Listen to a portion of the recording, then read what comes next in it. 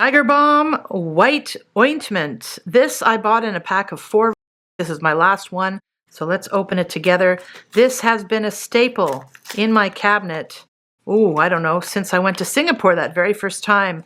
It was decades ago, actually. And this is what it looks like.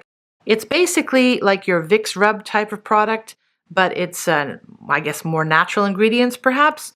They come in a white balm, and there's a red balm which is stronger as well. But the white balm I prefer because it's not as intense, and also because it's white, so it doesn't really stain. I use it when I have headaches. I put this little bit on the temples of my head. I even use it on insect bites. I'll use it when I have any muscle pain or things like that. It's a very strong smell, but not too strong, and it seeps into the skin very well. This is the standard small size. Yeah, I've been using this little product for years, and I highly recommend you add it to your medicine cabinet. It's great.